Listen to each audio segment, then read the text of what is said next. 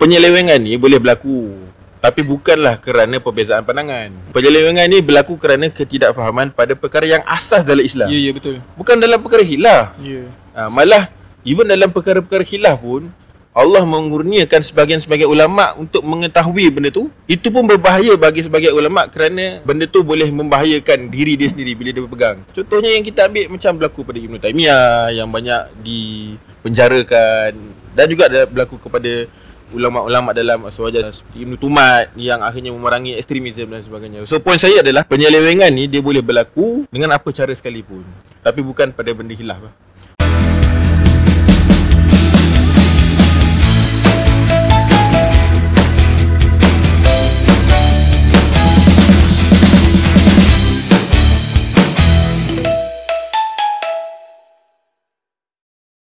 Assalamualaikum warahmatullahi wabarakatuh. Saya Encik Gavana. Saya Brofa.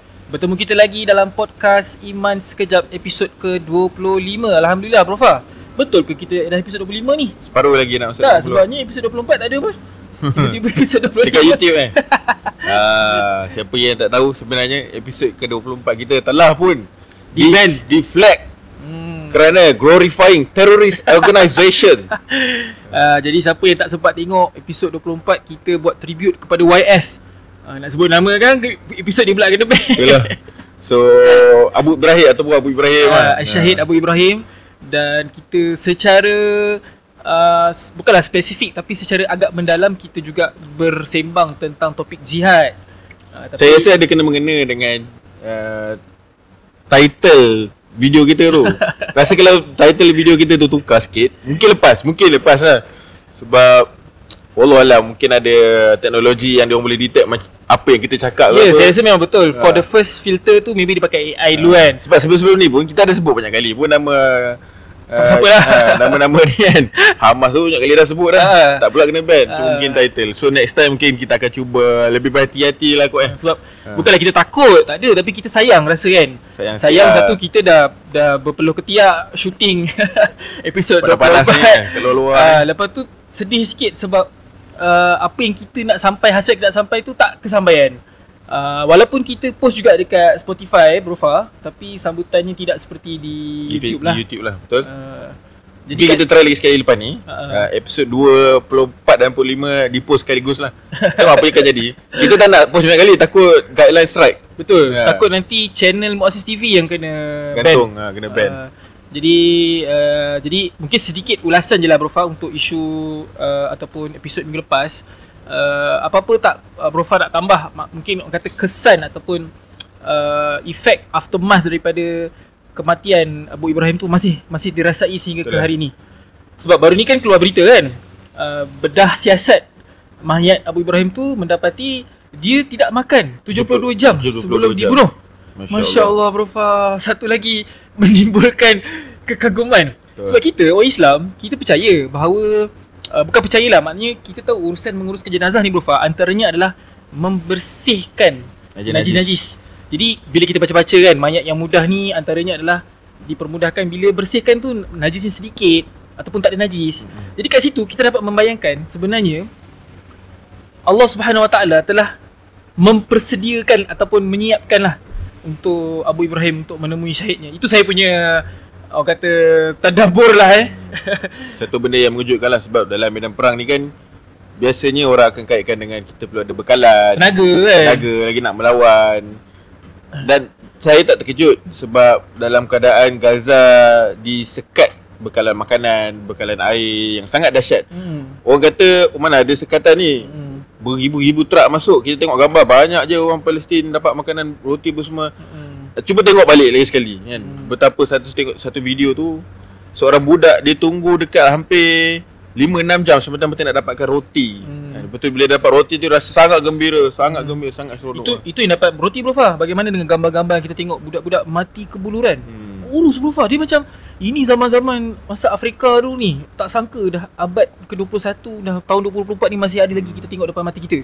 Dan saya tak terkejut lah bila tengok, bila tahu 72 jam macam itu satu benda yang memang melihatkan solidariti Abu Ibrahim ni bersama-sama dengan rakyat Palestin. Bukan sahaja dia tidak makan, Orang kata ada yang kata dia berpuasa dan sebagainya, tapi juga berada dalam medan perang di barisan yang paling hadapan sekali lah.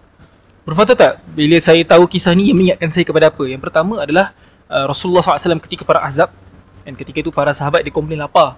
Dia angkat baju, tunjuk batu. Rupanya Nabi SAW ikat 2 batu. Maksudnya Nabi betul-betul bersama-sama dengan para sahabat, dengan umat Islam ketika itu. Bukan, kalau perangai pemimpin pemerintah zaman sekarang Bro Fah, rakyat lapar tapi dia hidup mewah. Dia hidup dalam keadaan yang senang. Dia tidak merasai kesusahan rakyat. Tapi Abu Ibrahim Masya Allah telah membuktikan, telah menolak semua fitnah-fitnah dan salah sangka terhadap dia yang kata dia hidup bermewah-mewah dan sebagainya. Telah membuktikan bahawa dia betul-betul bersama-sama dengan rakyat Gaza sehingga ke titik sandaran terakhir. Tapi satu yang kelakar tapi menarik Bro Fah, walaupun dia tak makan, tapi dia ada sumber tenaga Bro Fah, iaitu Mentos. Kan? Yang dijumpai bersama-sama dengan dia. Masya Allah. Okey Bro Fah, tapi selain daripada itu mungkin kita boleh sentuh sikit lah. Macam biasa kita tak bosan untuk sentiasa update tentang isu-isu terbaru yang berlaku di Palestin. Baru ni pagi tadi saya baca 3,000 rakyat Lebanon telah mati di tangan rejim Zionis laknatullah. 3,000 ni Bro Fah, angka dia melebihi daripada jumlah rakyat Amerika yang mati ketika peristiwa 9/11 dan melebihi jumlah rakyat Israel ataupun Israel yang mati dalam Taufan Al-Aqsa. Padahal Lebanon tidak terlibat langsung dalam peperangan ini secara langsung. Tidak ada tebusan Israel di negara Lebanon, tetapi Israel telah pun membunuh lebih ramai rakyat Lebanon berbanding rakyat mereka yang mati. Sekali lagi menunjukkan betapa Israel ni dengan Amerika di belakangnya dan kuasa-kuasa barat yang lain di belakangnya boleh buat sesuka hati mak nenek mereka, sebab mereka tahu mereka tidak akan dipertanggungjawabkan di dunia ni. Cuma saya nak kongsikan satu berita baik. Bulan Oktober yang terbaru ni mencatatkan kematian tentera Zionis laknatullah paling tinggi sejak dalam 1 bulan. Dalam 1 bulan sejak Taufan Al-Aqsa. So itu adalah satu gembira yang kita raikan bersama, dan kita mengharapkan bulan November terus meningkat lebih tinggi sehinggalah hati-hati Bro Fah, takut kena ban pula episod ni. Tapi maksudnya bila Bro Fah cakap macam tu kan, kita pun kadang-kadang bila kita scroll Telegram CGM ke apa lagi yang Bro Fah, Dunia Palestin, bila ada video-video yang menunjukkan tentera-tentera Hamas, kita rasa gembira. Betul. Kan? Bukanlah kita nak glorify terorisme. Na'udzubillah, kita tak menganggap Hamas ni teroris, tapi maksudnya kita bersama-sama dengan mereka meraikan apabila kita melihat musuh-musuh berjaya dikalahkan lah. Betul. Okey Bro Fah. Siap orang buat meme lagi tu, yang ada seorang mamat Israel dia macam menjerit-menjerit dia macam dia kata bunyi dia. Dia cakap, sedihlah aku, tentera aku, abang aku dah mati, masuk balik Gaza, revenge. Dia macam meraung menangis lah sebab kematian saudara dia yang which is tentera Zionis laknatullah lah. So orang jadikan benda tu sebagai meme. Nak mengatakan simpatasi manusia dia terhadap tentera Zionis ni memang sangat menipis lah. Baik. Okey Bro Fah, kita nak ulas beberapa isu yang lebih dekat dengan kita dekat Malaysia ni, tetapi ada kaitan sikit dengan episod kita yang lepas. Minggu lepas bila kita berbicara tentang jihad, somehow that message tak sampai sebab di-ban lah episod tu. Dan isu yang kita nak bincang dalam episod kali ni, yang pertama adalah tentang RUU Mufti. Apa kaitan RUU Mufti dengan jihad pula ni kan? InsyaAllah ada kaitannya. Walaupun isu ni dah agak lama sebenarnya, tapi sebab dia masih hangat dan masih lagi diperdebatkan baik di media sosial maupun media-media masa, kita rasa kita ada some sort of tanggungjawab sosial lah untuk bagi pandangan kita dan untuk bagi kejelasan, insyaAllah lah kejelasan kepada audiens kita yang mungkin tahu pasal isu ni tapi dia tak faham kenapa nak gaduh-gaduh, apa masalah dia sekarang. So kalau boleh cerita background sikit Bro Fah, so RUU ni adalah rang undang-undang yang dibawa oleh mufti wilayah ataupun yang dibawa oleh institusi mufti itulah. Kita bukan Menteri Agama. Menteri Agama ni yang mewakili. Dia yang carry forward the motion, dan usaha ni bukan bermula baru. Dia bermula sejak tahun 2013. Ini dua mufti sebelum mufti sekarang. Maksudnya mufti sebelum Dr. Zul lah. Siapa nama dia tadi Bro Fah? Datuk Wan Zahidi Wantih. Yang sekarang merupakan mufti Perak lah. Jadi kalau ada yang menuduh atau ada yang mengata bahawa RUU ni tergesa-gesa, RUU ni dibuat tanpa sebarang kajian, bagi kami tak betul lah. Sebab benda ni bermula lama. Dan kita pun tahu antara yang mendukung ataupun antara yang kuat memperjuangkan RUU ni adalah Dr. Zulkifli Al-Bakri, iaitu seorang tokoh yang saya secara personally sangat respect dari segi keilmuan dia, kan? Tapi mungkin ada beberapa isu yang kita nak discuss, Prof, RUU Mufti ni, sebab sebaik saja ia dibentangkan di Parlimen. Lepas ni bacaan ketiga Pembentangan yang ketiga. Okey. Antara yang kuat memberikan respon adalah of course Perlis, iaitu di bawah ataupun yang champion this adalah Mufti Perlis lah, Dr. Mazhar. Yang menurut Dr. Mazhar sendiri, Raja Perlis sendiri menyatakan kebimbangan dan ketidaksetujuannya dengan RUU ni lah. So daripada situ bermulalah kita kata polemik, orang yang menyokong, orang yang tak menyokong dan sebagainya. Okay, kita boleh dengar sikit Profa sendiri hasil bacaan, apa yang you baca, dapatan Profa tentang RUU ni? Banyak benda boleh kita bincangkan tentang RUU Mufti ni, dan banyak juga polemik netizen. Asatizah tidak terkecuali yang turut terjebak sebab ialah atas perkara-perkara yang agak sensitif lah yang dinyatakan dalam RUU Mufti ni, terutamanya bila mana cubaan RUU ni untuk mendefinisikan istilah Ahli Sunnah wal Jamaah. Sebab kalau kita tengok secara detail apa pendefinisian itu, dia meletakkan kepada 3 perkara. Pada sisi akidahnya mestilah Maturidi wal Asy'ari. Saya pasti kebanyakan orang umum tidak mengetahui pun perbezaan di antara Maturidi dan Asy'ari itu sendiri. Apatah lagi Maturidi, Asy'ari dan dengan sektor lain lah, seperti orang kata ahli hadis atau asari ataupun salafi dan sebagainya. Kemudian pada sudut fiqh yang tidaklah menjadi satu buah perbincangan yang besar sangat pun, sebab dia kesepakatan yang agak meluas di antara kesemua sektorin yang ada, iaitu berpegang kepada 4 mazhab dengan mazhab Syafi'i menjadi mazhab utama lah. Dan yang terakhir tentang tasawuf. Ini lagi lah Cik Gavana, orang tak ambil peduli pun lah. Siapa Imam Junaid, siapa Imam Al-Baghdadi ni semua dan sebagainya kan. Imam Ghazali orang kenal tak? Imam Ghazali pun orang tahu Ihya Ulumuddin, tapi apa benda isinya pun orang mungkin tak pastilah. So kita melihat dan memerhatikan bagaimana isu ni telah dipolemikkan dengan sangat hangat. Betul. Cuma saya tertarik untuk melihat kedua-dua pandangan lah. Pandangan yang menyokong dan pandangan yang menolak. Yang seperti Cik Gavana sendiri kata, yang menyokong tu antara pelopor utamanya adalah Dr. Naim tu sendiri, Menteri Agama kita. Kemudian Mufti wilayah yang sekarang ini, Sohibus Samahah Dr. Luqman, Profesor Madya Dr. Luqman. Turut yang mengeluarkan kenyataan adalah Sohibus Samahah, ex-Sohibus Samahah Dr. Zulkifli Al-Bakri. Cik Gavana tahu dia adalah ahli fatwa Amerika Syarikat. Ya. Masya Allah, tak ramai yang tahu kan sebenarnya. Dengan ahli fatwa Eropah juga tak silap. Eropah juga Dan juga ada mufti-mufti lain daripada negeri-negeri lain. Sebenarnya 9 negeri Prof, 9 negeri telah menyatakan sokongan mereka terhadap RUU Mufti. Perlu kita jelaskan sini, RUU Mufti wilayah ni dia hanya melibatkan wilayah persekutuan saja. Wilayah which is KL, Labuan dan juga Putrajaya. So dia tak melibatkan negeri-negeri lain. Cuma adalah statement-statement yang kita baca, apa yang RUU Mufti ni nak buat sebenarnya dah dibuat oleh negeri-negeri lain. Antaranya Sabah, antaranya Pahang tak silap. So sebenarnya benda yang orang kata tak besar pun, tak isu pun. Betul. Cuma sebelum kita bincangkan polemik yang dibincangkan tu, mungkin kita boleh lihatlah apa isi kandungan sebenarnya RUU Mufti ni lah. Yang pertama, katanya RUU ini adalah untuk mempernaikkan ataupun memartabatkan institusi kefatwaan di dalam wilayah persekutuan. Apa maksudnya adalah bagaimana kita kena faham dalam nak mengeluarkan fatwa ni, of course dia adalah hak mufti. Tapi proses nak mengeluarkan fatwa tu dia akan akan memberikan hasil fatwa yang lebih baik. Betul. So penekanan kepada RUU Mufti kali ini adalah pada proses itu. Dia ada badan dia kan? Dia ada badan dia. Tubuhan badan dia.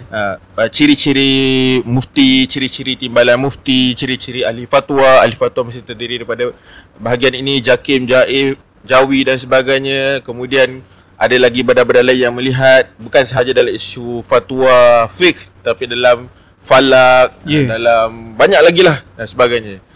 So dia adalah jika saya menutup sebelah mata dalam definisi ahli sunnah wal jamaah tu, saya merasakan secara personal ini adalah satu ROU yang sangat bagus. Sebab isu institusi kefatwaan ni telah lama pun memang sudah lama tidak ada penambahbaikan yang signifikan seperti ini.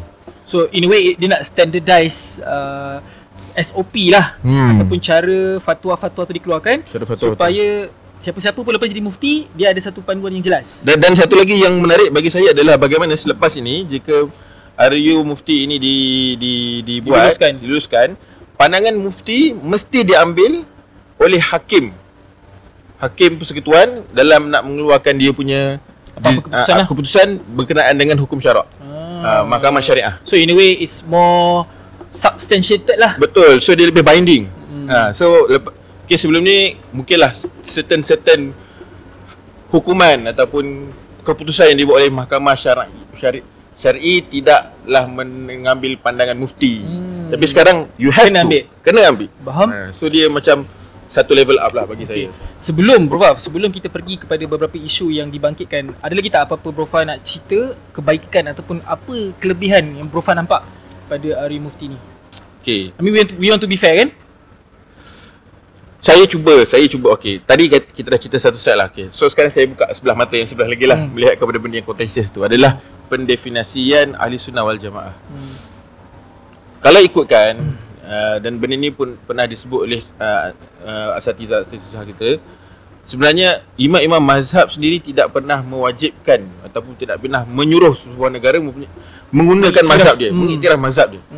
Sebab kefahaman mereka terhadap perkara-perkara khilaf ni memang tidak ada jawapan yang satu. Dan mereka pun sendiri akui benda tu. Mereka pun tidaklah menghukum ataupun melabel imam-imam lain, Bro Fah. Kalau kita tengok akhlak imam-imam dulu kan. Dan ini dalam konteks bukan sahaja mazhab fiqh tapi juga mazhab akidah. Sebab ramai orang tak tahu cakap benar. Dia ingat khilaf ni ada dalam mazhab fiqh saja. Tapi dalam akidah pun ada. Ya, betul. Ada khilaf-khilafnya. Terutamanya dalam ayat-ayat yang berkaitan dengan ayat-ayat mutasyabihat. Dalam isu Arash Allah, Allah melihat Allah dan sebagainya. Anggota Allah dan sebagainya. Dalam isu yang baru yang diperangatkan baru-baru ni oleh Ustaz Saman Ali dengan PU Faiz iaitu tentang, saya pun lupa tajuk dia.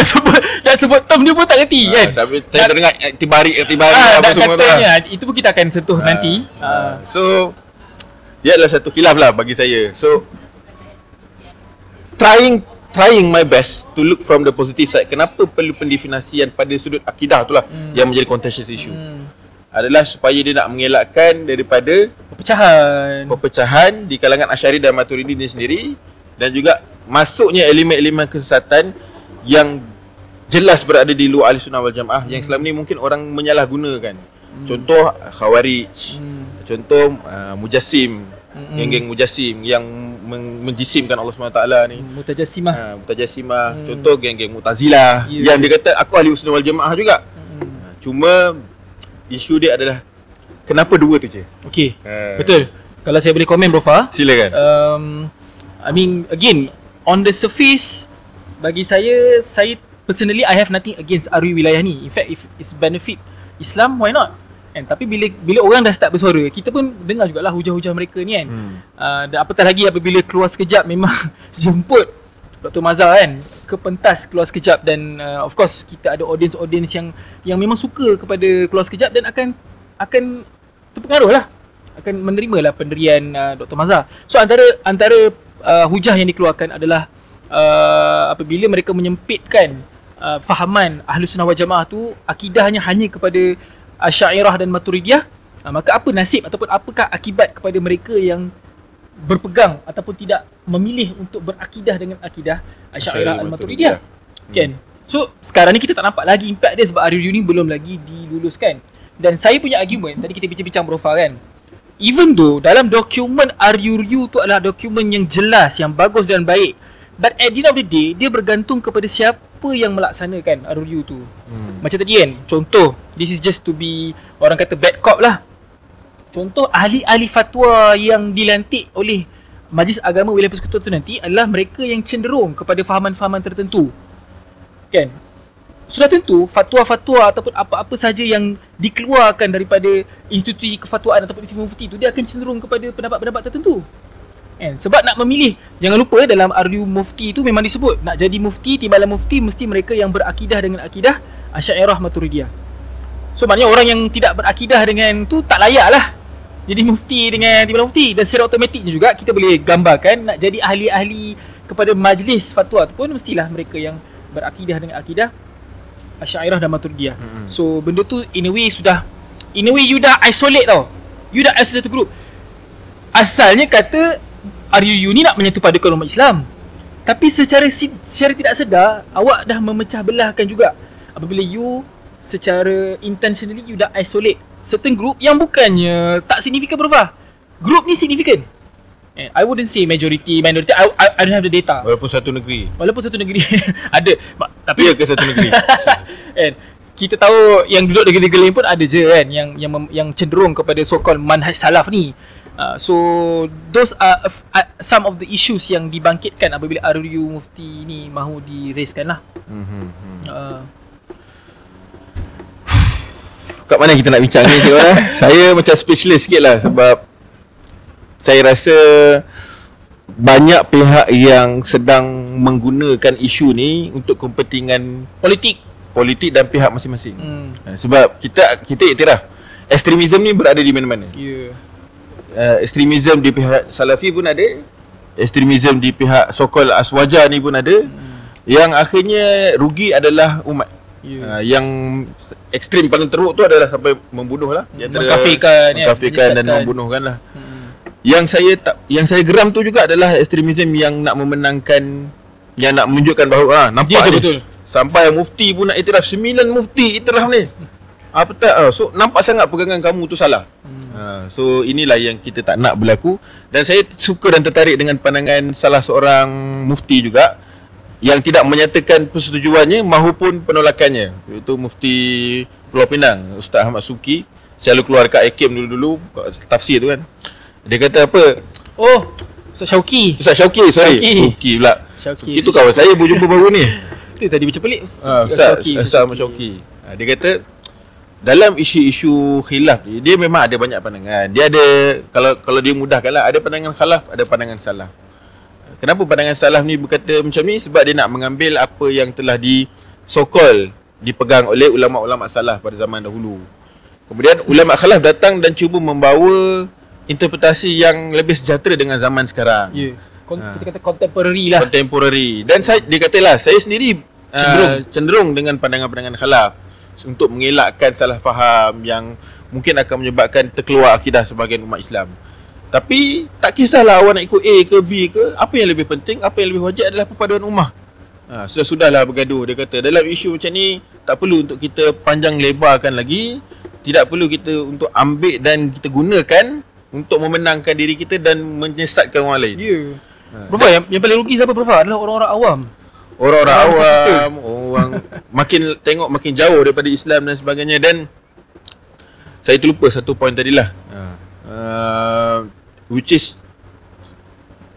saya teringat sebab baru-baru ni, tak adalah baru sangat, sebelum ni lah, dalam salah satu sesi L2T ada seorang sahabat ni yang hadir L2T ni, dia pernah pergi perkampungan sunnah yang Perlis selalu buat tu lah. So dalam perkampungan sunnah ni, dia macam usrah apa semua, dia ada juga dia punya usrah kan. Dia cerita lah kenapa dia orang sangat tegas dalam hal-hal yang bid'ah, ahli bid'ah dan sebagainya. Dia claim lah, dia kata sebab yelah awal-awal ni sikit-sikit, awal-awal ni kunut tak ada apa, kita mula bertoleransi dan sebagainya. Lama kelamaan dia akan membuka ruang kepada bid'ah yang bermacam-macam asalkan ada sandaran. Walaupun sandaran tu sandaran yang sangat umum. Dia kata panggil bid'ah idafah kan, asalkan Nabi kata baik untuk membaca Quran. So itu pun dia pun mengamalkan sebahagian ayat Al-Quran pada setiap hadis kemudian di tempat-tempat tertentu dan mengatakan bahawa itu adalah sunnah sebab dia mengambil idafah. Itu dalam bab fiqh. Nanti dalam bab akidah pula kita buka lagi ruang, sikit demi sikit akan menyebabkan macam ni lah orang kata, Cik Ona, kenapa kiblat kita pusing sikit, takut tersasar, takut tak kena kat bawah. Macam itulah argument dia orang lah kata. Kalau kita buka sikit, dia akan menyebabkan lagi banyak benda-benda pelik akan berlaku. So Bro Fah nak cakap apa ni? Bro Fah sokong saya tak dapat tangkap lagi poin yang perkara sunnah tu. Bagi saya, itulah kata, penyelewengan ni boleh berlaku, tapi bukanlah kerana perbezaan pandangan. Penyelewengan ni berlaku kerana ketidakfahaman pada perkara yang asas dalam Islam. Ya, betul. Bukan dalam perkara khilaf. Ya. Malah even dalam perkara-perkara khilaf pun Allah mengurniakan sebahagian-sebahagian ulama' untuk mengetahui benda tu. Itu pun berbahaya bagi sebahagian ulama' kerana benda tu boleh membahayakan diri dia sendiri bila dia berpegang. Contohnya yang kita ambil macam berlaku pada Ibn Taymiyah yang banyak dipenjarakan, dan juga berlaku kepada ulama'-ulama' dalam aswaja seperti Ibnu Tumat yang akhirnya memerangi ekstremisme dan sebagainya. So poin saya adalah penyelewengan ni dia boleh berlaku dengan apa cara sekalipun, tapi bukan pada benda khilaf. Tapi benda ni semua Bro Fah, bila kita sebut pasal perpaduan ummah yang rugi orang awam dan sebagainya, saya teringat kisah siapa Bro Fah? Kisah Imam Hassan Banna kan? Bagaimana Hassan Banna ni dia memang dia hidup ni di zaman memang berlaku perpecahan yang sangat dahsyat antara umat Islam. Macam lebih kurang macam zaman sekarang ni. Sebenarnya kita dah cakap berbalah-balah Maturidiyah, dia dah berlaku lama dah Bro Fah, bukan zaman sekarang. Dah berlaku lama. Dan kita ingat kat Malaysia je, tak, dekat Amerika, kat Europe pun berlaku perdebatan-perdebatan macam ni. Cuma apa yang berlaku, yang saya nak kongsikan ni, berlaku perbalahan antara jemaah masjid. Nak ikomat ke tak nak ikomat? Sebab orang kata ikomat ni bukan sunnah. Ikomat ni, tapi orang kata kena ikomat sebab kita dah lama takkan tiba-tiba tak nak ikomat. Asal Banna buat apa? Dia pergi depan, dia jadi imam. Kan? Jadi orang macam semua kena solat. Nampak tak? Bagaimana Al-Banna mengofferkan solusi. Dia tidak tenggelam dengan perbahasan, oh sebenarnya iqamah ni dalil ni, tak ada, tak perlu. You show the way. Dan orang bersatu. Dan teringat juga dengan kisah Nabi SAW ketika peristiwa, walaupun ketika tu baginda belum dilantik menjadi Nabi, ketika peletakan batu Hajar Aswad. Semua kabilah bergaduh siapa nak letak. Tapi Nabi dia yang letak. Yang lain tak ada langsung bergaduh, berbalah lepas tu sebab bersetuju bahawa Nabi adalah orang terbaik. Jadi hikmah dia lah. Kita punya tanggungjawab Bro Fah besar. Kita tak naklah siapa yang betul siapa yang salah ni. Orang kata menang jadi arang, kalah jadi abu. Cik mana ramai lagi yang tak pandai baca Quran. Baru ni saya pergi ke sebuah universiti, sembang dengan budak-budak dia. Balik tu saya dapat mesej. Cakap, "Ustaz, boleh tak tolong ajar saya baca Quran tapi daripada Iqra, muka surat pertama sekali." Maksudnya dia kata, saya huruf hijaiyah pun saya tak kenal lagi, Ustaz. Macam mana perasaan Bro Fah masa tu? Waktu tu macam kejut, sedih semua. Kita ialah dalam keadaan umat bergaduh pasal benda ni, tapi berapa ramai lagi yang tak pandai baca Quran. Berapa ramai lagi yang tak pandai solat pun. Berapa ramai lagi yang tak pandai ambil wuduk pun. Kita duk bergaduh perkara benda. Saya sebab tu bila keluar debat tu, saya memang kalau boleh saya nak block, saya tak nak tengok. Saya tengok orang duk pergi post semua kata perdebatan yang baik dan sebagainya. Minta maaf lah pada saya sisi ni, benda-benda ni kalau diagung-agungkan, kalau di viral-viralkan, betul, dia tidak memanfaatkan ummah kecuali orang-orang yang tertentu sahaja. Betul. Perdebatan tu mungkin bagus, tetapi yang menonton, yang terlibat tu biarlah orang-orang yang ahli. Tapi bila ada sockmat ni Bro Fah, dia keluar dekat TikTok, dekat M-Pace, kat bahagian tertentu, memang menimbulkan fitnah. Bagi saya tak perlu jadikan budaya lagi pula. Minta maaf katakan, perdebatan, isu-isu perdebatan ni dalam keadaan syariat tak tertegak, dalam keadaan orang tak pergi solat jemaat, orang tak pergi solat jemaah sekalipun, orang tak bangun subuh solat pun, tak payah nak jadikan perdebatan ni satu budaya. Bila Bro Fah kata tak reti baca Quran, jangan kata tak baca Quran Bro Fah. Syahadah tak boleh, lafaz pun ada Bro Fah. Benda ni bukan kat Malaysia saja Bro Fah, dekat Mesir. Kita bukan cakap pasal soal minoriti ni. Ya. Bukan benda yang satu dua kes anekdotal, tapi ramai. Kita cabar, bukan cabar lah, kita bagi challenge. Cabar tu kan. Pergi buat apa ni, social experiment dekat Lot 10 ke, dekat Pavilion ke, soal. Boleh tak awak bezakan Asy'ariyah, Maturidiyah dan Salaf? Asari, ahli hadis dan sebagainya. Cuma tanya orang awam kan. Saya boleh jamin lah majoriti memang tak tahu pun. Itu yang Mazhar tu, minta maaf lah, saya bukan nak bias kepada siapa, tapi Mazhar dia sinis. Dia cakap orang yang menyokong Asy'ariyah, Maturidiyah ni pun nak sebut Asy'ariyah pun tak reti. Ada yang sebut apa dia sebut syariah lah. Maturidi sebut. Itulah sebenarnya yang rugi ni orang. Kita tak nafikan orang-orang ilmuwan, asatizah yang ada kepentingan, silakan. Sekiranya benda ni mendapat memberi manfaat. Kan? perdebatan akademik lah. Biarlah dengan orang-orang akademik. Tapi bila libatkan baru ni bro Fa, saya just kongsi pengalaman saya bro Fa. Ada seorang kenalan lah di Facebook. Kenalan ni dia pergi share satu video ataupun satu artikel daripada orang lain. Lepas tu dia tulis biadab ni, puak-puak ni. Kan? Dia sangat tak senang dengan satu pihak. Saya tak nak sebut lah mana-mana pihak. Dan saya tegur akhi kan. Saya cakap akhi berhati-hati. Mesti lah PM. Saya tegur kat komen dia je lah. Akhi berhati-hati, jangan sampai kita pun terjebak dengan ini. Biarlah orang-orang yang ahli yang ni. Dia balas balik apa? Akhi, sebab ana belajar lah, ana tahu. Dalam hati saya, alah sedihnya. Kan? Lepas ni takkan habis. Orang ni berkata aku pun belajar juga, bukan kau saja. Kan? Nampak tak? Bila dah jadi berkurun-kurun isu tak selesai, orang rasa benda tu kan sunnatullah. Ada benda yang Allah buka sebagai satu benda yang tidak akan ada jawapannya kecuali Allah saja. Zaman Rasulullah hidup pun dah ada khilaf. Apatah lagi zaman sekarang. Saya menarik Ustaz, contoh Ustaz Syauqi tu dia kongsikan dalam isu mujassimah ni kan. Nak mentakwil macam kata tangan Allah apa semua. Kedua-dua pandangan, kedua-dua nak mengatakan bahawa Allah ni hebat. Satu yang katakanlah tangan Allah dia nak mentakwilkan dengan kekuasaan. Satu ni kata ya Allah ada tangan tapi tangan ni kita tak boleh nak bayangkan, bukan seperti manusia. Nak kata kedua-duanya, nak kata tujuannya Allah sama. Allah tu maha berkuasa, Allah tu mentadbir manusia. Tapi bila kita fokus kepada Allah ada tangan ke tak? Tangan Allah boleh interpret ke tak? Orang tak boleh nak faham Allah tu hebat. Dia tak dapat jizz dia tu. So akhirnya orang tidak merasa dekat pun dengan Islam dan sebagainya kalau kita fokus kepada isu-isu perdebatan. So tolonglah jangan viralkan benda-benda yang macam kita serulah ni kepada ilmuwan-ilmuwan, asatizah, pengikut-pengikut. Yes, anda rasa seronok bila anda dapat berdebat, anda dapat buktikan anda lebih betul. Contohnya lebih hebat, saya tak nak sebut nama kan, tapi daripada hasil perdebatan Salman Ali dengan PU Faiz tu, Ustaz Salman Ali mulalah tokoh kami lebih hebat, penuh dengan dalil. Tokoh ni tak dapat nak jawab. Ya Allah, tokoh ni pula cakap. Nampak tak kesan dia kan?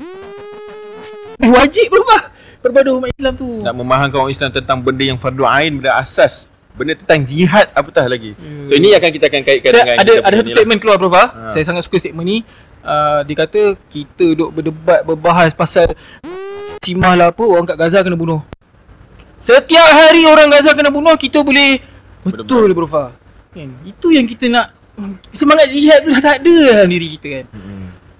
Dan inilah yang kita nak kupas lebih kepada slot berikutnya insyaAllah. Apa peranan yang sepatutnya kita buat lah. Betul, peranan sebagai duat terutamanya dan peranan masyarakat yang nak Islam tu tertegak. Kita tak nak condemn je, kita nak memberikan solusi juga. InsyaAllah. So dalam part kedua kita akan berceritakan dengan lebih lanjut sebenarnya apa peran, macam contohlah macam mana nak bantu orang-orang yang tak boleh nak baca Al-Quran. Macam mana nak bantu orang-orang Islam yang tidak mampu untuk qadirun ala kasbi, untuk mencari kerja, membela nasib diri dan keluarga dan sebagainya. Hal-hal yang berbumi, hal-hal yang besar ni apa semua dia penting juga, tapi yang bawah ni perlu diselesaikan dahulu. Okey, kita take a break dan kita akan sambung selepas ini.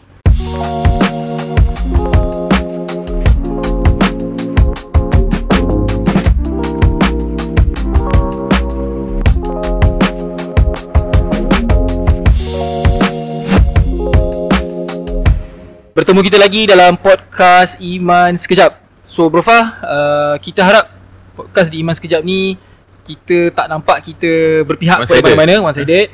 Walaupun kita ambil saya tadi.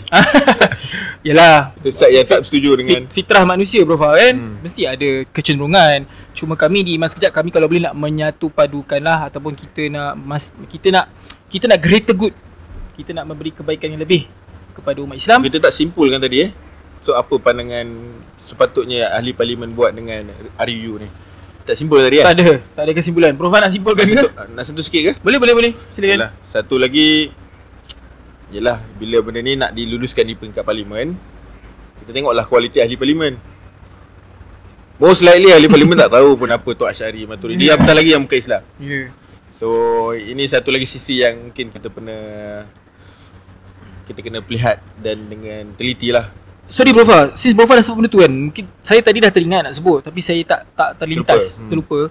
Ialah bagaimana kita melihat ada satu trend lagi, iaitu orang bukan Islam yang nak sibuk-sibuk dan yang nak campur tangan tentang urusan umat Islam. Mereka pun nak bagi pandangan dan ada Aryu Mufti ni. Sampaikan Menteri Agama keluarkan statement lah, Aryu Mufti ini tidak melibatkan orang bukan Islam. Ini kita dah pernah ulas dulu few times.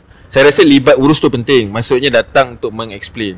Sebab takut mereka ada salah faham. Macam contohnya Hudud dulu pun, tak silap saya, libat urus tu tak banyak sangat. So orang takut aku kena potong tangan ke nanti ke apa ke semua dan sebagainya. So libat urus tu penting. Setuju. Cuma dalam hal-hal yang macam nak mengganggu-gugat, nak memutarbelikkan lagi, nak mengelirukan lagi orang ramai, apatah lagi orang bukan Islam, so tak perlulah benda tu. Ya, jangan campur tangan lah kita kata kan dengan urusan umat Islam.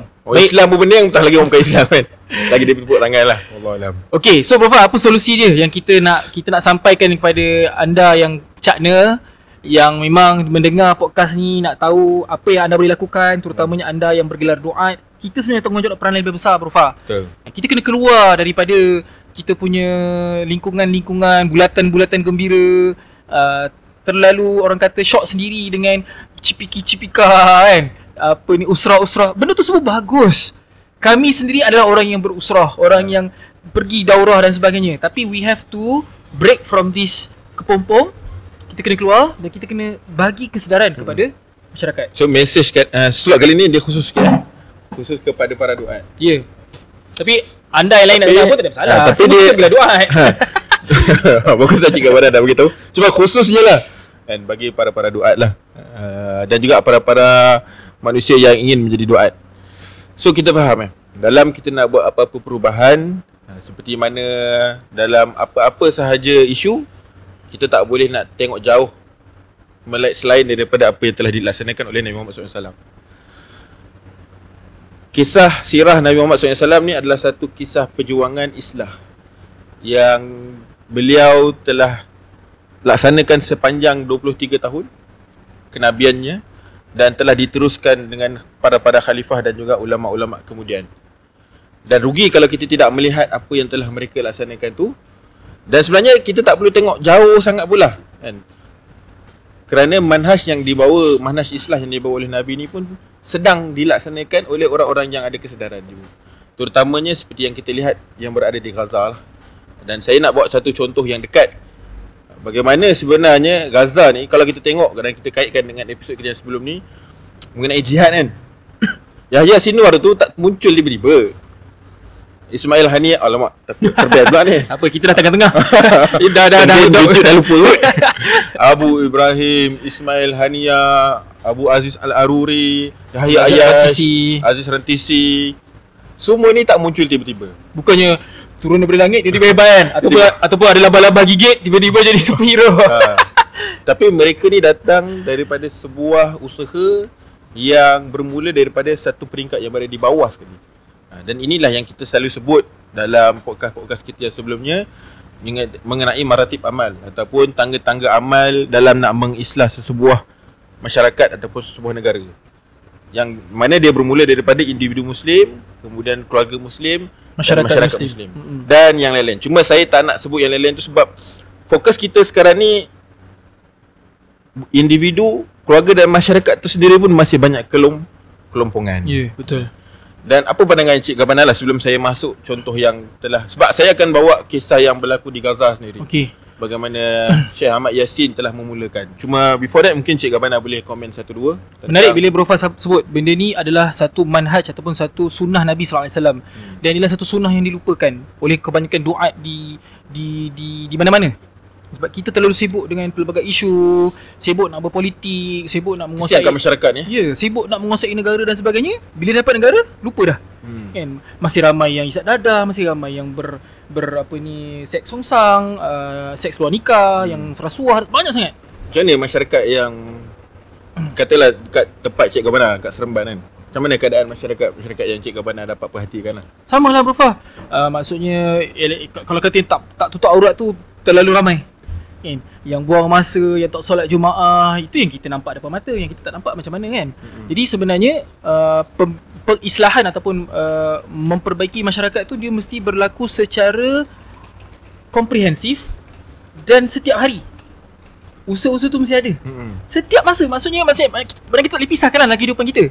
Maknanya apa? Kita pergi surau, kita pergi bekerja, kita pergi kedai, kita pergi hantar anak-anak pergi sekolah, kita pergi riadah.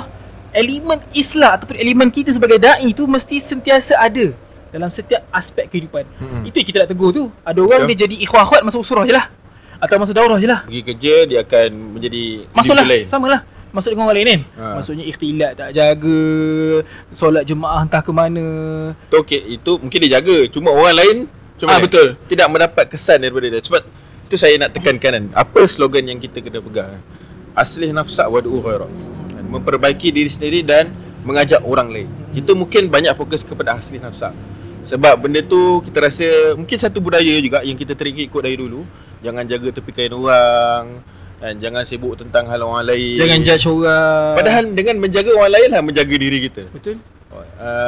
Dalam tak ingat surah apa, Allah menyebut ku anfusakum wa ahlikum nar. Jagalah diri kamu, Tahrim. Dan juga surah Tahrim, dan juga ahli kamu daripada api neraka. Dan banyak lagi contohnya seperti yang ditunjukkan oleh Nabi Muhammad. Bila dalam surah Jumaah Allah menurunkan wallazi ba'asa fil ummi rasulan minhum yatlu alaihim ayatihi wa yuzakkihim wa yuallimuhumul kitaba wal hikmah.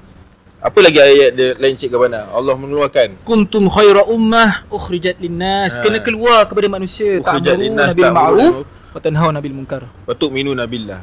Bayangkanlah kalau Syekh Ahmad Yassin sibuk dengan diri dia sendiri je, nak memperbaiki diri dia dan tajmid 4-5 orang tak. Dah lah dia tu sakit. Baiklah aku sibuk-sibuk pasal diri aku kan. Jalan pun tak boleh. Betul. Cuma mungkinlah yang kurang sekarang ni adalah kedua.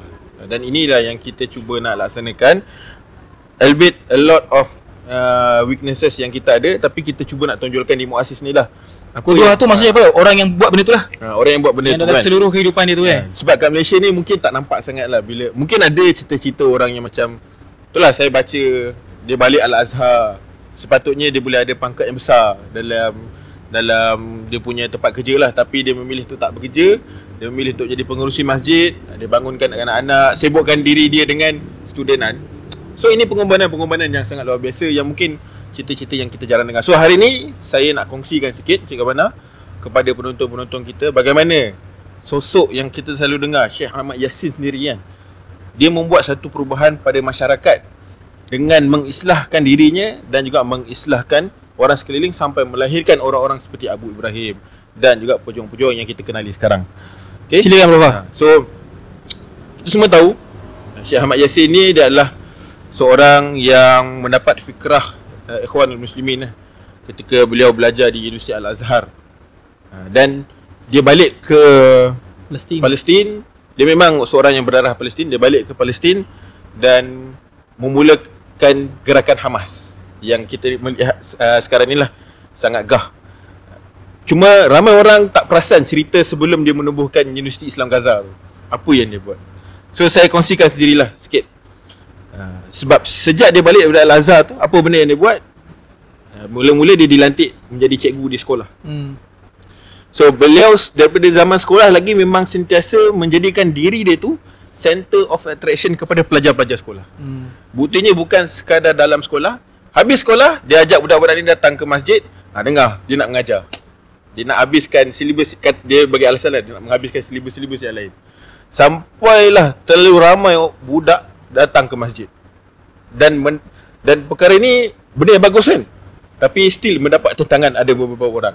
Antara yang menyebutnya adalah ada seorang ni ahli masjid. Dia kata, aku tengok Ahmad Yassin tu sejak balik daripada Mesir, dia telah menyebabkan surau kita ni ramai budak-budak. Mengacau aku nak solat.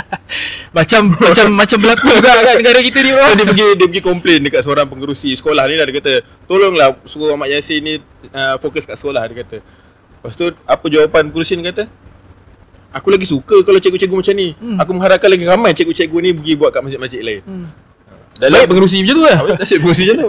Ada seorang lagi mak bapak kan, dia tengok anak dia sibuk dengan Syekh Ahmad Yassin. Dia kata, aku boleh terima anak aku ni kena suruh solat, kena suruh semayang apa sebagainya, tapi aku tak boleh terima anak aku ni kena puasa Isnin dengan Khamis. Dia tak suka. Ni macam terpaksa sangat. So dia pun pergi report kat cikgu. Dia kata, cikgu tu pun bagi jawapan yang sama lah. Pengerusi dia bagi. Ini sunnah Nabi Ini sunnah Nabi. Kenapa tak? Bagaimana Syekh Ahmad Yassin ni, dia merendahkan kedudukan dia daripada seorang ulama Al-Azhar datang mengajar budak-budak, student-student sekolah. mengajar untuk berpuasa, mengajar untuk benda-benda yang kita kata basic tadi, benda-benda yang sunat, solat dan sebagainya. Antaranya lagi adalah ada pada satu peristiwa dekat Palestin ni, dia orang setiap tahun dia akan meraihkan, ni tahun 1956 dia akan meraihkan satu hari yang dia panggil Hari Kemenangan. Hari Kemenangan ni adalah hari yang mana tentera Israel keluar daripada Gaza. So hari itu ditabalkan sebagai Hari Kemenangan yang diraihkan. Lepas tu pihak sekolah nak meraihkan Hari Kemenangan ni, so dia panggil 4 budak perempuan untuk datang dan menjadi dan buat persembahan menari. Syekh Ahmad Yassin ni tak setuju. Dia beritahu kat student, dia beritahu dekat mak ayah, boykot, jangan pergi hantar. Last budak-budak ni tak pergi. Kesannya adalah pengerusi majlis Hari Kemenangan tu, dia hantar surat apa semua kepada kementerian semua, suruh budak-budak ni kena buang sekolah. Alasannya sebab tak nak menari. Akhirnya apa yang Syekh Ahmad Yassin buat? Syekh Ahmad Yassin panggil budak-budak ni, panggil bapak dia, dan dia panggil wakil rakyat seorang. Dia kata, ni, tahu tak apa pengurusi ni nak buat? Kalau kau tak buat apa-apa, kita orang akan turun berdemonstrasi. Masya-Allah. Kerana nak selamatkan 4 orang budak daripada tarian saja. 4 orang budak perempuan daripada tarian. Masya-Allah, Syekh Gawana. Tak, maksudnya ketika itu mak bapak pun dah menyokong lah. Dah menyokong. Maksudnya mereka memang dah mengenali. Macam mana orang yang tak mengenali, macam mana orang yang tiba-tiba nak sokong, tiba-tiba nak sokong. Mestilah Syekh Ahmad Yassin ni dah buat banyak kebaikan yang diiktiraf kan. So dah menyantuni mak ayah tu. Dan yang paling saya sentuh hati, nak menyelamatkan 4 orang budak perempuan je. Akhirnya dia tak silap saya yang wakil rakyat tu tentera. Dia beritahu dekat kementerian tadi tu lah. Kementerian tu reverse balik, masukkan balik 4 budak tu, dan tarian tu tak dibuat dah sejak daripada hari itu. Inilah kesan daripada Isyad Mujtama' yang telah dimaksudkan tadi. Syekh Ahmad Yassin ni juga banyak berperanan. Dia menyampaikan khutbah-khutbah Jumaat di masjid-masjid, antaranya Masjid Al-Syati, kemudian Masjid Al-Kanz, Masjid Abbasi, sehinggalah dia ni menjadi seorang khatib yang terkenal di Gaza. Ini semua sebelum wujudnya Universiti Islam Gaza.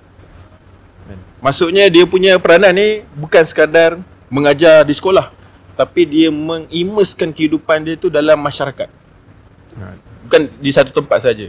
Dan hasil daripada kegiatan dia di masjid-masjid tu, di setiap masjid yang dia pergi tu, dia berjaya mewujudkan 3 kelas. Kelas untuk wanita, kelas untuk lelaki, dan kelas untuk kanak-kanak. InsyaAllah. Complete set lah. Belia lelaki, belia perempuan, kanak-kanak. Dan di Gaza lah masjid-masjid yang terkenal dengan masjid-masjid yang aktifnya wanita-wanita di Gaza. Dan kita tengoklah sekarang kan, banyak kalau kita tengok video-video dalam keadaan perang pun, orang-orang wanita masih lagi mengajak anak-anak untuk menghafal, menghabiskan juzuk-juzuk. Cik Gawana ada nampak video? Ada. Video tu banyak, nak kata je bukannya 1, 2, 3, 4 je. Betul. Yang menariknya Cik Gawana adalah bukan sahaja dari sudut penekanan pembinaan agama, tapi Syekh Ahmad Yassin ni juga dia mengajak masyarakat untuk membina kapasiti ekonomi sendiri. Antaranya di setiap masjid yang dia pergi, dia mengajak masyarakat untuk menubuhkan tabung. Sebab kalau kita tengok, kita tahu Palestin ni memang kewangan dia disekat kan? Ekonomi dia disekat, memang diberikan status yang sangat rendah lah orang Israel kan, status kerakyatan. So apa yang mereka buat? Mereka buat tabung, dan tabung tu dirahsiakan. Sebab apa dirahsiakan? Supaya nak mengelakkan daripada musuh-musuh datang dan mencantas tabung-tabung ni lah. Dan dia juga banyak buat lawatan-lawatan. Dia ajak orang Gaza ni buat lawatan-lawatan ke tebing barat. Sebab apa? Sebab nak tengok sendiri apa keadaan umat Islam di so-called tanah haram Israel ni yang telah dijajah dan sebagainya, untuk menghidupkan balik semangat jihad dan sebagainya. Dan dia punya approach tu bukan berhenti sekadar masyarakat saja, sampai kepada ahli parti politik sekalipun. Cik Gawana tahu di Palestin ni, di Gaza ni pernah ada satu parti komunis. Tak pernah dengar. Parti Komunis Islam. Sebenarnya Komunis banyak Islam. Komunis Islam. So sehingga dia pernah berinteraksi dengan salah seorang daripada pemimpin ketua Parti Komunis Islam ni, dan akhirnya dia ni bertaubat dan akhirnya menyokong Hamas. Masya-Allah. Menyokong gerakan perjuangan Syekh Ahmad Yassin lah. Dan bukan sahaja kebajikan, ekonomi, tapi akhirnya pendidikan yang ditekankan itulah. Dan dia telah membuat satu Universiti Islam Al-Ghaza, yang mana mengumpulkan pemuda-pemuda Dan daripada pemuda-pemuda yang datang ni lah, dia tarbiyah sehingga lahirlah orang-orang pendiri tokoh Hamas yang ada sekarang ni lah. Dan sebenarnya kalau penonton nak tahu, Abu Ibrahim adalah batch pertama Universiti Islam Gaza. Masya-Allah. Dan daripada golongan-golongan pemuda ni lah, sejak tu lah pembinaan masjid tiba-tiba meluas.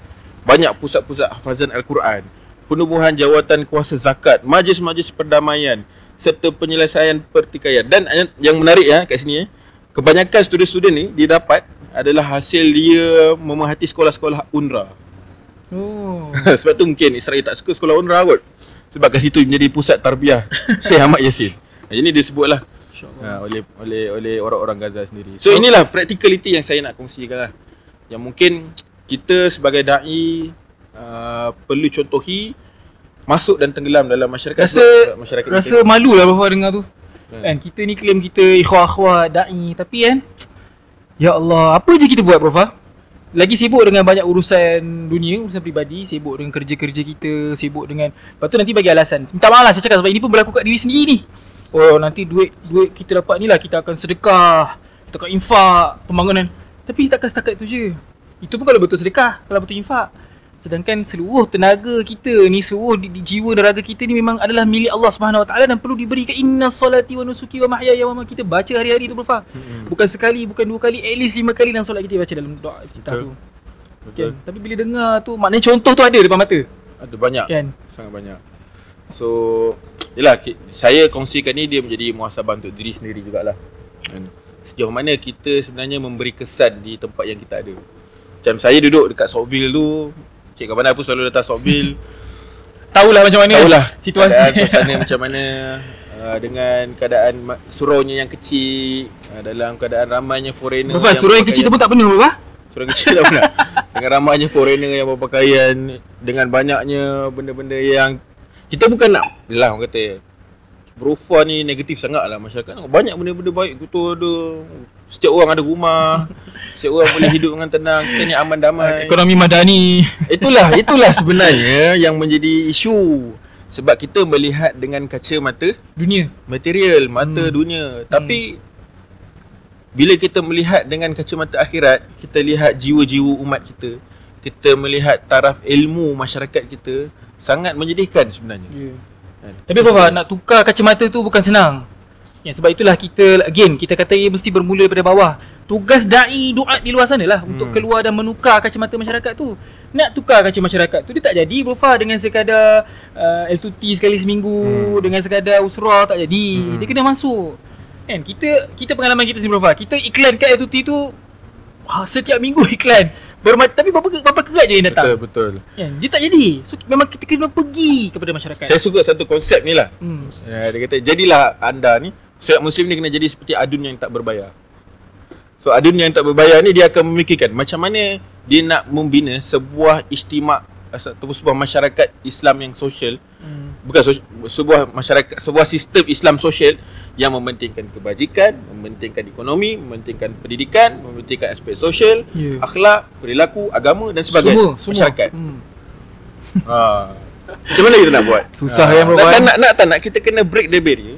Kita kena reach out pada jiran kita kena membina hubungan, kita kena pergi masjid dan tak bolehlah jadi orang yang pergi balik. Setuju. So ini tembak diri sendiri kan ni. Tetapi pada masa yang sama, takut orang salah faham, kita tidak langsung menidakkan kepentingan tarbiyah dalaman tu. Usrah mesti jalan. Itu without ni lah. Nanti ada orang kata dia ni sibuk nak masuk masyarakat, lepas tu dah orang usrah entah ke mana. Itu satu tuduhan lah Maksud kita tak nafikan, maksud kita kena tambah tugas kita. Sebab itulah tugas kita sebenarnya. Yang selama ni kita buat ni, kita shock sendiri kan. Sebenarnya kita kena masuk, pergi surau, masjid. Mungkin mereka tak ikut surau kita, tak ada masalah. Mungkin mereka takkan jadilah ahli muassis ke apa kan. Tapi suatu hari nanti mereka akan menyokong kita. Inilah ni, dulu selalu pergi surau ni, selalu share dengan aku ni. Oh inilah yang selalu ni. Apa ini buat ni bagus. Sebab Prof, ini yang sebenarnya berlaku di Mesir. Walaupun sekarang ni parti Ikhwanul Muslimin sudah tidak lagi memerintah, tapi yang menyokong mereka masih ramai. Sebab ahli-ahli Ikhwanul Muslimin di Mesir, mereka lah yang bina sekolah, mereka lah bina klinik-klinik percuma, macam-macam benda-benda kebajikan mereka buat. Dan kita tak terkejut bila kita tengok betapa solidaritinya penduduk Gaza atas Hamas. Sebab hasil yang telah mereka buat, mereka mentarbiyah masyarakat sehingga masyarakat datang dan melindungi mereka. Ya, walaupun dah puluhan ribu mati, rumah semua dah roboh. Masih ramai lagi yang sayang Hamas. Bro Fah, kalau Hamas, dia orang kata, dia buat kajian, kalau Hamas bertanding pilihan raya kat tepi barat, Hamas menang besar. Walaupun Hamas ni kat Gaza je. Tapi kalau dibenarkan untuk bertanding tepi barat, memang Fatah akan kalah teruk. Sebab orang-orang tepi barat pun nampak apa yang berlaku pada saudara-saudara mereka di Gaza. Bagaimana Hamas ni memang sehidup semati dengan orang-orang, sebab kita pernah tanya soalan ni. Kenapa saya pernah tanya soalan ni direct kepada ni lah yang kita pernah share sebelum ni kan. Kenapa orang Gaza masih lagi menyokong Hamas walaupun Hamas in a way tuduhan menyebabkan peperangan, menyebabkan kematian. Because dia kata orang-orang Hamas hidup dengan rakyat. Mereka tidak bermewah-mewah. Mereka hidup sama. Kalau itulah rumah orang Palestin, orang Gaza itu juga rumah mereka. Tengok Yahya Sinwar tu. Yahya Sinwar satu. Kan ada gambar Ismail Haniyeh balik daripada dia tu kira PM tu, PM Gaza. Kan balik rumah flat je bawah. Duduk dekat lantai. Ya Allah, itulah. Kan ada orang kata ni nak tembak pemimpin ni kan. Kita bukan nak tembak pemimpin. Kita nak muhasabahkan diri kita masing-masing ni. Ya, tembak diri sendiri ni ceritanya. Sebanyak mana kita dah cuba untuk memberi kesan Islam kepada masyarakat lah. Seperti mana sesimpel-simpel kita pergi surau, ajar orang tua baca Quran. Berapa ramai ajar budak-budak daripada duduk luar, duduk main game, main dengan telefon, datang masuk ke dalam surau, ajar dia orang benda-benda asas. Ajar mereka macam mana nak wuduk, ajar mereka nak membaca Al-Quran. Siapa lagi kalau bukan orang-orang yang dapat tarbiyah usrah ni? Ya. Barulah muncul Yahya Sinwar Malaysia. InsyaAllah. Menariklah Bro Fah perbincangan ni. InsyaAllah kita akan kupas lagi dalam episod-episod akan datang. Maksudnya it's a ongoing kan. Kita kena buka minda kita kena pecahkan kita punya tembok bahawa dakwah ni bukan hanya pada golongan-golongan tertentu. Saya ada idea. Nanti kita jemput seorang tetamu. Itulah. Saya dapat dengar cerita-cerita dia tu daripada social media lah jugalah. Macam mana dia telah berusaha, dia patut boleh dapat pangkat tinggi tapi tolak sebab dia nak fokus untuk membina masyarakat sekeliling ni lah. So nanti mungkin kita ada jemputan khusus untuk kita membincangkan lagi benda ni lah. Bukan sekadar melihat pada contoh-contoh yang berada di luar negara. Ya. Okay, baik. Moga-moga ada kebaikan dan orang kata impak lah pada perkongsian kali ni. Walaupun kita tahu bila-bila sampai bab-bab macam ni dia tak panas, dia tak keterusi kan. Benda lah dia orang ni sibuk lah dengan bab-bab usrah dia ni. Hopefully ada yang bermanfaat, ada yang mendapat manfaat walaupun seorang Bro Fah. Betul. Contoh. Kita pergi universiti kan, pergi tajmik dan sebagainya. Janganlah fokus kepada nak mencari orang, aku nak dapatkan orang masuk usrah. Tu student-student yang tak baca Quran, tolong mereka. Student-student yang gulumang dengan budaya-budaya yang pelik-pelik, pergi nasihati mereka, dekati mereka, bantu mereka. Student-student yang miskin, tunjukkan jalan mereka macam mana mereka boleh berniaga dan sebagainya. Yelah tu kata, bila dakwah ni dihayati dan seluruh aspek kehidupan, dia akan natural lah Bro Fah. Betul. Nampak orang ni nak tegur, nampak orang ni nak batu. Jadi adun. Jadi adun tidak berbayar tadi kan. Baik. InsyaAllah kita akan bertemu pada episod akan datang kalau ada rezeki. Macam biasalah, pesanan penaja, walaupun kita tak ada penaja, adalah untuk bantu kami untuk sebarkan mesej-mesej kebaikan daripada Iman Sekejap. Tolong like, subscribe dan sebarkan link episod-episod kami supaya lebih ramai yang mendapat manfaat dan membantu algoritma kami untuk orang kata sebelum kita tutup Bro Fah baru ni ada orang share kan, dia dapat link kita ni, dia dapat tahu pasal kita ni lepas tengok Keluar Sekejap. Maksudnya lepas Keluar Sekejap, YouTube recommend Iman Sekejap. I don't know whether in a way it's a compliment for us. Tak adalah nak kata kita ni bagus tapi Alhamdulillah maksudnya adalah traction tu. Dan hopefully mesej kebaikan ni lebih tersebar. Betul, dan kita menjemput kepada sesiapa yang berminat untuk mendalami dan memahami dengan lebih mendalam. Datanglah ke lepak-lepak Tarbawi yang diadakan pada setiap hari Jumaat malam. Khusus untuk lelaki, dan untuk perempuan kita ada Khawlah Seker yang selama ni telah dirancang dan akhirnya berlaku. Dah sebenarnya dah 3-4 kali dah rasanya. Tapi kita baru first time promote dekat Iman Sekejap Betul. Yang dibuat pada setiap hari Ahad petang. Pun di tempat yang sama di South Obvious. Jam berapa petang? Lepas asar. Mungkin nanti kita boleh bagi link betul. dalam kita punya notes untuk siapa yang berminat boleh contact nombor yang kita akan bagilah. Dan baru-baru ni juga kita buat satu program untuk kanak-kanak Quranic Champs, menghafal Al-Quran.